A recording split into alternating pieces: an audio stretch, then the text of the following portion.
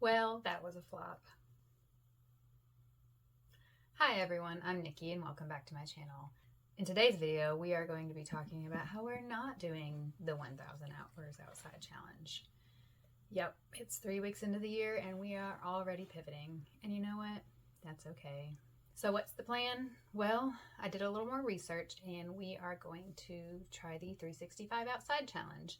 It's exactly what it sounds like. You just got to get outside every day for a whole year. Our family goal is going to be to get outside for at least 20 minutes a day, which doesn't sound like much, but right now when it's freezing outside or in the summer when it's over 100 degrees, 20 minutes is probably all we can bear. We'll shoot for more when we can, but 20 minutes, hey, that is an attainable goal for us. All right, so why did we switch? Because honestly, the 1,000 hours outside challenge just sounded too hard. We're struggling right now. We're getting over a lot of grief and trauma, and we needed something easy, something that wasn't going to make us feel like a failure if we couldn't do it. I've started and stopped the 1,000 hours outside challenge for the last few years. It's never something that we can keep up with. So I wanted to find something more reasonable that fits with our lifestyle, and I think the 365 outside challenge is perfect for us. And then also, just to give us some variety and keep us interested and excited, I would like to visit as many unique parks and playgrounds as we can this year. So our goal tentatively is 50, but again, it's not something that I'm going to beat myself up if we don't get there. Let's be real.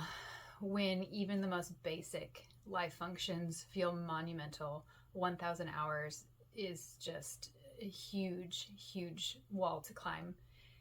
And I wanted this to be fun and about creating memories as a family and just finding the joy in life. To give you a little bit of context, we are getting over a really tough time. 2023 was one of the hardest years of my life. I lost my mom and my husband less than a month apart, and they went through pretty awful health battles. So that year, if I could get myself up off the floor and take a shower, I was doing really, really well. I relied a lot of the time on screens as a distraction. I didn't feel like a whole person. I felt like I was split in half, and sometimes just letting my kids have screens was all I could manage. But we are doing better now, and it's time to move forward and learn some new coping strategies, and that's what I want to work towards. The 365 outside challenge is flexible enough to fit our family, and I like that it's more than just a number, an arbitrary number. It's about progress over perfection and grace, which is really how I live these days. When I was growing up, we were outside all day long, and we didn't have tablets and cell phones to keep tabs on us. We were just out in the woods. We were turning over rocks to find bugs, and we were building forts, and we were just using our imagination and our creativity, and it's character building for sure. And now when we go home to visit my family in Alaska, my kids get to experience that too. They're, catching minnows out of the lake with their bare hands and running around barefoot in the woods and just, kind of experiencing some of that magic that I would like to bring into our daily lives with this challenge. Plus, there's the health benefits. Obviously, we've all heard, being outside in nature, your toes touching the grass, it reduces stress and boosts your mood and improves your brain function and all of these amazing things. It encourages you to move your body, and so obviously that's good for your health. Just all of these things that, we can't ignore that. This is what I want for my life. This is what I want for my kids and our future. Also, this challenge is, just going to be about unplugging. Current events can make the world feel like a really scary place. And don't even get me started on the comparison trap in social media. It's not doing our anxiety and our moods any good by doom scrolling. And I would rather put aside the things we can't control and focus on what we can control.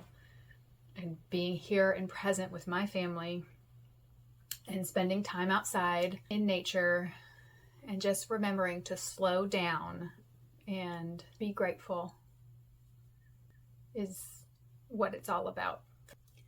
So instead of being on our devices all this time this year, I'm going to prioritize, indoor exercising when we can't get outside, and dance parties, and playing board games, and doing puzzles and card games together, and drawing, being creative, reading, journaling, all of those things. That's what I want to reach for before I reach for a device.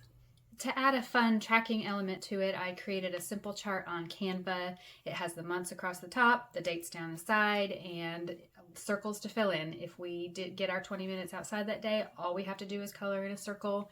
If we're feeling ambitious and we spend a little bit more time outside, we could write the numbers in the circle, and then I have a spot on the side where we can put the monthly totals, and then at the end of the year add it all up. And if we decide to do this again next year, that gives us kind of a starting point.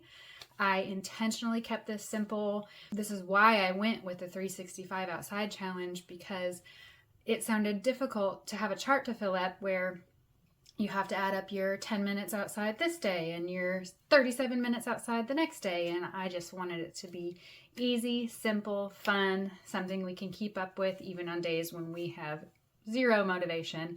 I know the kids will love to get involved in coloring this chart and seeing our progress, and I can't wait to get started. So we are 21 days into January. How are we doing so far with 365 outside? Well, honestly, it's slow going. Obviously, it's been cold, relatively speaking. I mean, it is all over the country. It's pretty frigid for us, but we're still finding ways to get outside. We bundle up and take our dog for a little bit of a longer walk. Go to the park for 10 minutes and run around, try to stay warm. We did have a couple of snow days already, which my kids live for those 1 to 2 snow days that we get most winters. So those days we were outside for hours. They were, building snowmen, and they're happy to gear up and roll in the snow, make their snow angels and all of that. So that was really helpful and really fun. We're glad we got to experience that this winter.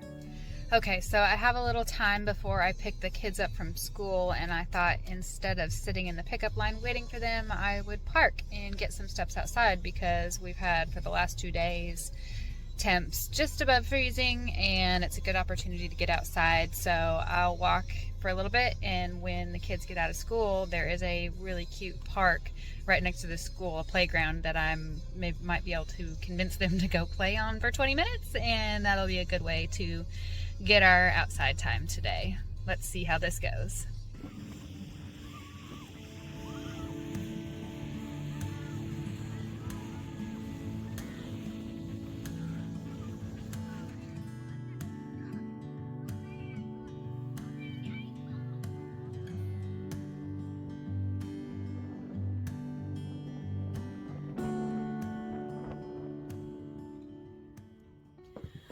So yeah, it can feel disheartening to feel like you failed when you barely started, but being able to pivot, are we failing or are we actually winning? I took into consideration what my family needs right now and what we're capable of, and I'm really glad to have landed on a challenge that does not feel daunting to us, and that I'm not worried that we're already getting behind in.